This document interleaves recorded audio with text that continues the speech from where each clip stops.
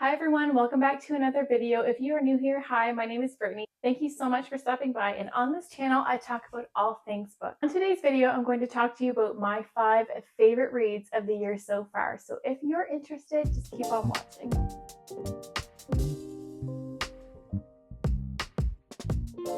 The first 2 books today I'm going to talk about are actually part of a series.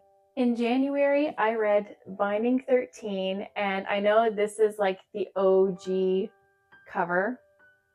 And of course, the newest cover in Canada anyway is this one. It is stunning as well, Keeping 13. I'm going to start by saying that these books are not for everyone.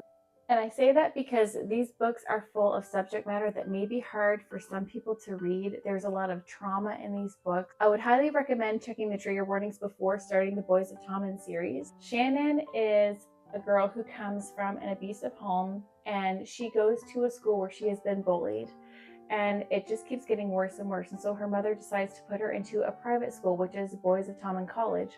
And this is where she meets Johnny Kavanagh. He is the best rugby player in his school, and he is actually being scouted to play professional rugby once he is finished. So as I was saying, Shannon comes from a very abusive home, and the majority of that is put onto her through her father.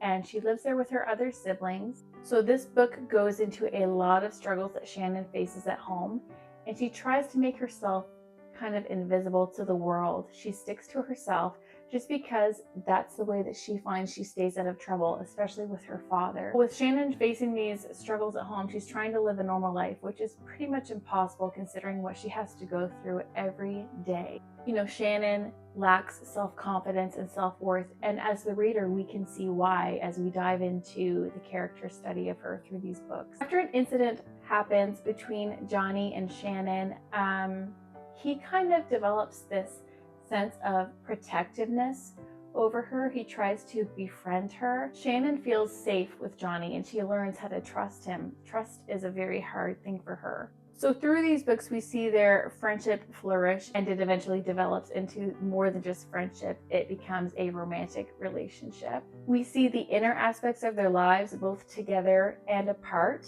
And we see the things that Shannon is dealing with at home and things that Johnny is dealing with in his personal life. He comes from a great family. They are very well off and very supportive of Johnny. His parents are away for work a lot, and so he kind of has this loneliness. The side characters in this group were so awesome. In this series, you really get this sense of newfound family, and it just goes to show that even though you may not be related by blood, you can still have those relationships that feel like family, and you're just so close. And I really appreciated that about this group of people within the books. These 2 books had me feeling so many different emotions. And I know you hear this from booktubers all the time, it like give me all the feels and what a roller coaster ride, but truly these 2 books had such an impact on me.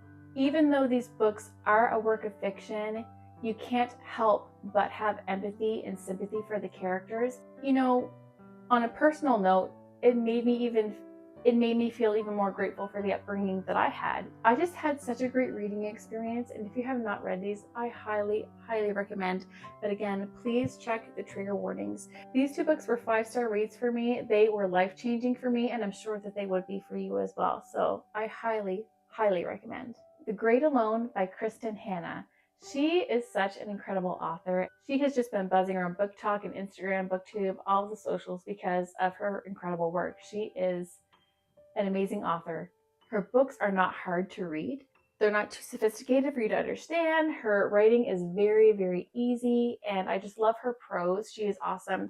I actually have quite a few things annotated in this book, and I would like to reread this at some point, but first I have to get through her backlist of books because there are so many that I am just wanting to read. So The Great Alone is a historical fiction, and it takes place in Alaska in the 1970s. Lenny is the main character in this book. She is a young girl who lives with her mother and father. She's an only child. Her father served in the Vietnam War. Before this family moves to Alaska, they are living in Oregon. And Lenny is a bit of an outcast in the community and at school. Her mother and father have moved her around a lot to different states and different places in her short life. So she finds it hard to fit in anywhere because once she gets settled, they're up and moving again. Lenny's father, Ernst, served with the US military in the Vietnam War, and he has a lot of struggles because of that, the things that he went through. So a lot of times Cora and Lenny both take the brunt out of Ernst's rage and risky behaviors. Ernst and Cora have a very unhealthy, codependent relationship with one another. At the beginning of the story, Ernst can't seem to hold a job down. And so he decides that it would be best to make a fresh start again in another place with his family. So Ernst served in Vietnam with a good friend of his. I can't remember what his name was, but this friend passed away. This friend of Ernst left a letter with his father, and his father delivers this or sends it in the mail. I can't remember how it goes, but he sends it to Ernst.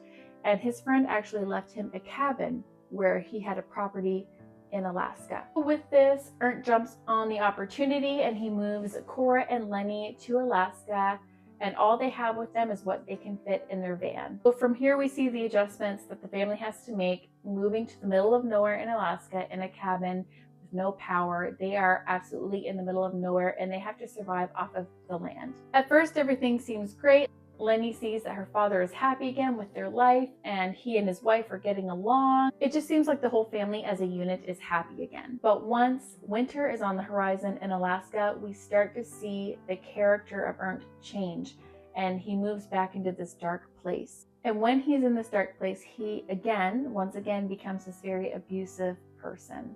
So obviously this book has trigger warnings with domestic abuse, and so if that's something that is hard for you to read about, I might not recommend this book to you.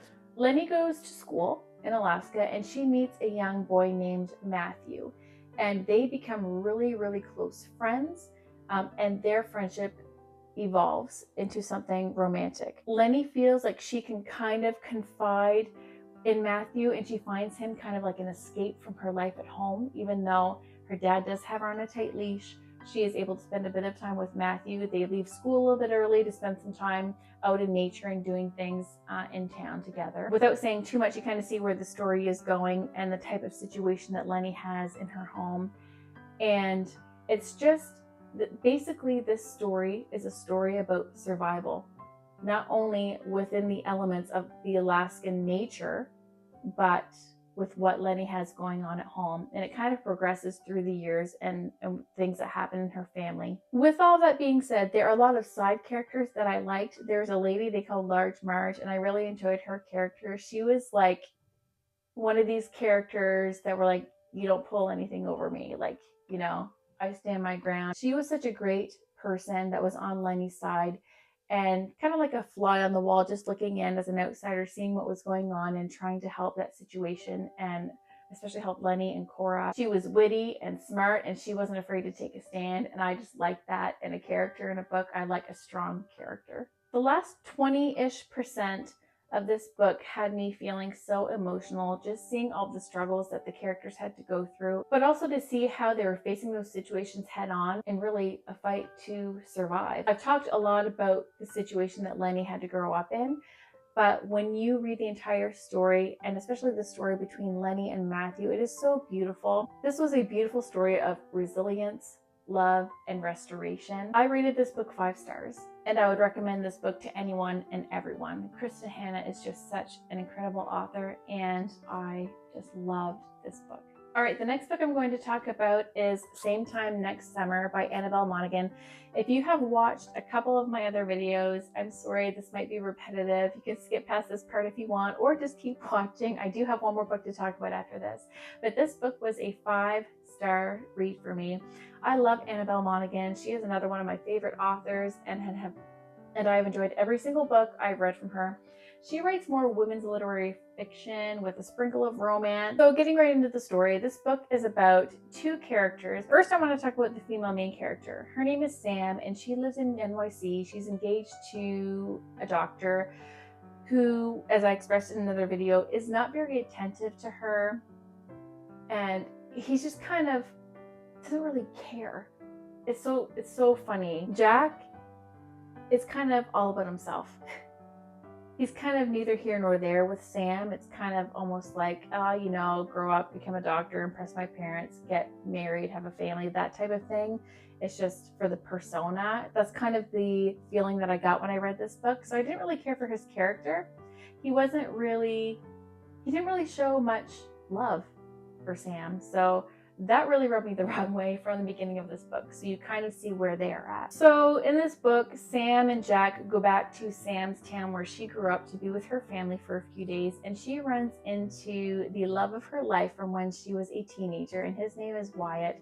And so the story kind of proceeds from there. Something kind of tragic that happened between the two families. And so Wyatt kind of just up and left. And he never really talked to Sam. And she had to work so hard to get over what had happened between the two of them and just feeling completely neglected by him and didn't really understand. It's a dual timeline to when they were younger and to the present time. As the story progresses, you see Wyatt and Sam together more and they kind of rehash the past and what happened. And you really get to see that Wyatt is an incredible person and he had gone through so much when he was younger. I was so happy with how this book ended because I just loved the two main characters, how they could resolve everything from the past. It was just an overall great read. Again, I rated it 5 stars. All right, the last book that I'm going to talk about is The Love Haters by Catherine Center. And you guys, this book really surprised me. I was shocked by how much I loved this book. I read 2 other books from this author before, and I think I rated them like a 3-star rating. In her stories, she has a lot of quirky characters, and so I think that's kind of why my ratings were a 3-star and not more. But this, you guys, was such a great read. I loved both of the main characters for different reasons. So this book is a women's fiction sprinkled with a bit of romance. I honestly went into this book with 0 expectations. I had no idea what I was going to think of it. As I had said before, I'd read a couple of her other books. One was The Bodyguard and the other was What You Wish For, I think. Yeah. So this book is about Katie. She is a videographer for a company. So Cole, her supervisor, informs her that their CEO of the company, whose name is Sullivan, is going to lay off a bunch of people. And if she wants to keep her job, she needs to fly down to Key West to interview someone from the Coast Guard. And he is a rescue swimmer whose name is Hutch, our main male character. Little does the reader know at this point that there is a big reason, like a major reason, that Cole is not taking the job himself, which we find out later on in the book. So behind all of this, Katie has actually been going through a really rough time. She used to date someone who became famous and then he just ditched her like that. And the internet was just going crazy, body shaming her and just saying really, really nasty things. We discover that Katie has struggled with self-image and body image issues her entire life since she was a kid. So she's just like really having a hard time with this. You know, she's the laughingstock of the internet and she has been trying to get over so much childhood trauma. I felt really, really sad for her. So Katie arrives in Key West where she meets such an amazing character in this book. Her name is Rue. She's an older woman and she is actually a woman who raised Hutch since he was a kid. But at this little does Katie know that. And how would I explain her character? She is just like a ray of sunshine, really. And she brought a lot of that into Katie's life. So Katie meets Hutch in Rue's store that she owns. And it's kind of a bit of an awkward introduction the two characters have, which is fine. Fast forward, Katie's getting ready to go to work to do this interview, and she needs to learn how to swim because she's going to be in a helicopter, and if she's in water, she's going to drown. So it's kind of an interesting interaction because Hutch is her swimming instructor, and something really embarrassing happens, and it's very comical. It is so funny. But again, with what happens, it kind of makes Katie feel even more self-conscious about her body, and she's kind of in this downward spiral of emotions and self-hatred. And then the next day she goes to work and Hutch is the person she is going to be interviewing, and she didn't know that. So there's that bit of embarrassment again. Like, this poor character goes through so much embarrassment in the first part of this book. I don't want to give too much more away because I want you to enjoy the reading experience for yourself. But Katie and Hutch are obviously working together On a side note, sometimes Hutch is very flirty with her, but then other times he's very distant with her and she just doesn't know what's going on. He kind of has this barrier in front of him and he doesn't want anyone to push through that. But as the story progresses, we find out why Hutch is the way that he is, and understandably so. He has been through a lot. The only negative thing I would say about this book is that at times Hutch had a way of making Katie feel so valuable and beautiful, but then right after those moments he would like shut himself off again, and the reader didn't understand why he was being that way again until the end. But it was very frustrating at times because I was like, man, like, what are you doing? What is going on in your head? You know, miscommunication was definitely a character flaw in Hutch. Towards the end of the book, something major happens, and I really enjoyed the character growth that I saw in Katie and how she was able to deal with some things from her past and begin to love herself. Sometimes when tragic things happen or when you are in a very high stress situation, contemplating your entire life up to this certain point, you know, it would really make you think, right? And so we get that inward glimpse of her mind and of her life. She finally began to choose to love herself and to apologize to herself for how she treated herself, you know, all these years. And that was a really interesting character development that I saw in this book because, you know, let's face it, being on the internet, you know, you don't know. There are people who are nice and people who just tear you apart. And I mean, that's just the way it is. People hide behind a screen and say whatever they want. And we see glimpses of that within this story. But people can be downright mean. Just seeing where she's at this point in the story and how she's like, you know, to heck with it. Like, I was really happy with how the story ended. I just kind of wish I had a bit more of a glimpse into the relationship of Katie and Hutch. I mean, that would have been a really nice way to end the book, but honestly, I enjoyed my reading experience. I just want to read a quote, one of my favorite quotes, and it's very simple, but so impactful as well. I recovered a body yesterday, a 20-year-old guy who got caught up in a rip current. His whole family waited on the beach while we searched. Do you have any idea how short life is? Even long lives are too short. Why are you wasting time? There's another quote that I would love to read to you, but it will give some things away, and I just can't, but it is a beautiful quote. While Hutch is talking about his mother and pennies, if you know, you know. I want to read you another quote. I'd taken her for granted, this soft, tender, undemanding self, all these years. I criticized her and ignored her, and scorned her and denied her, and she just endured it. She stayed with me and taken it all because she had no choice, and now it was a love story, but a tragic one. Because now it was too late. Tears streamed from the corners of my eyes as I watched this guy. I regretted how mean I'd been. I regretted how relentlessly I had refused to show myself any kindness. I felt the most doomed and hopeless protectiveness. I wished beyond anything that I could save her. Anyway, you guys, I really enjoyed this book. It actually had me teary-eyed a few times. Which I did not expect from a Catherine Center book, but I loved it. I highly, highly recommend this, you guys. So these have been my favorite books of 2025 so far. At the end of the year, I will do another video like this talking about all of the books that I enjoyed reading for the latter half of the year. I hope you enjoyed today's video. If you did, don't forget to comment, share, like, and subscribe to my channel. I would love to have you. And until next time, take care. Bye. I think about you when I should be sleeping, but you didn't